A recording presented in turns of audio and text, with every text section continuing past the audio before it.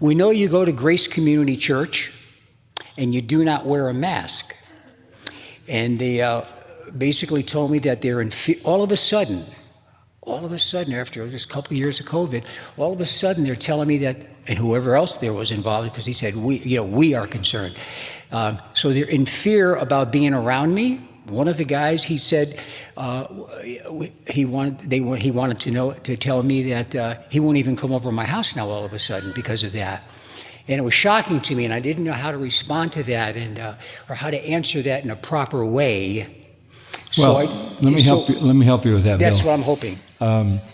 Hebrews, we're talking about Hebrews, but Hebrews chapter 2 says, the devil holds men captive to the fear of death all their life long. If you tell people they can die from something, you terrify them.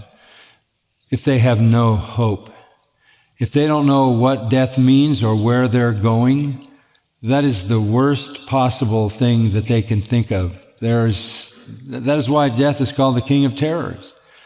And you can take something like a virus that will be fatal to 0.1% of a population, 99.9% will survive it. And you can terrify that entire population by just saying it could kill you. Because the fear of death is a gripping fear in the life of every person. And the devil holds them in bondage to that fear. And it is the fear of death. You have to understand, this is how people control other people. The threat of death is the highest way to exercise control over someone. And with a current core of world leaders and government leaders wanting to take control of everyone, they have chosen the most powerful thing they can choose, and that's fear. And that's fear. So I think if I were talking to a friend like that, I would say, would you like to be delivered from that fear? Would you want to have absolutely no fear of death? Would you like to welcome death as a friend? Would you like to be able to say, for to me to live is Christ and to die is gain? Would you like to live without any fear of death, and rather anticipating it for what lies beyond in the glories of heaven? I would just go from there to the gospel. He's already set up for that. You're explaining something that's happening to all of us. I was walking in a See's candy store to buy some candy for Patricia, and I came out of the store and I didn't have a mask on, and there was a lady probably nearly my age or close, and she's 10 feet away from me, and she yelled at me, "Sir, what are you, I'm bringing See's candy to my wife. This is a mission of mercy." And she yells at me and says, "Where's your mask?" And I realized this poor lady is terrified. She's afraid of death. This may be the best time in all our lives to confront people with the fact that Christ removes that fear, right? I mean, that's the message. I can't think of a better setup. Look, we're all trying to figure out this COVID, but I had an article I was going to just mention, so you allowed me to bring it up. This just came out of a combination of reports, and I've followed these now for all this last year and a half. This is from the CDC, the White House COVID team, and some important epidemiologists at Harvard. And here is the conclusion, and this is this week.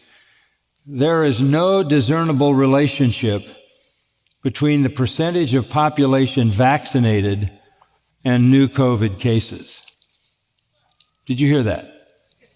There is no relationship between the percentage of people vaccinated and new COVID cases. It goes on to say, the lack of meaningful association between percentage population fully vaccinated and new COVID cases is demonstrated by many, many studies. This is a quote there is no significant signaling of COVID-19 cases decreasing with higher percentage of population fully vaccinated. What is that? They're making everybody be vaccinated and it has nothing to do with the cases of COVID. A deeper dive, the article says, shows that the most vaccinated countries have the highest transmission, according to the CDC. The lowest rate of vaccinated countries have the lowest rate of transmission. It is completely the opposite of what you're being told. So I'm not arguing for or against vaccination. That's something you can decide for yourself. But what this is about, trying to make people afraid.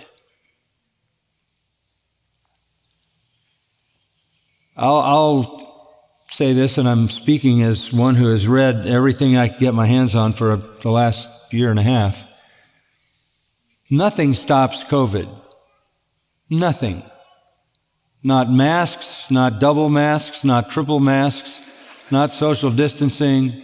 Nothing stops COVID. It's like trying to keep flies out of your yard with a chain link fence. This is a microscopic virus. Nothing stops COVID. It goes where it wants to go. And it's very dangerous to people who have other illnesses, as we know.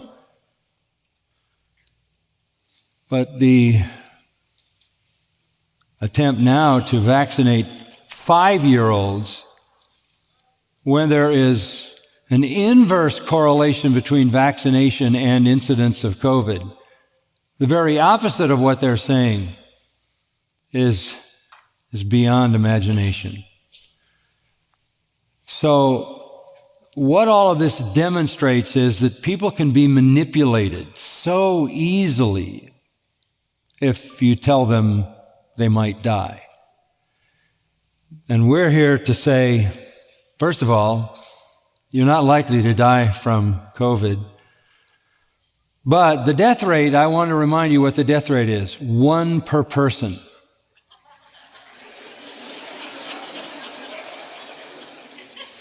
Yeah, might not be COVID, but you'll have 1 death. The important thing is that you not have 2.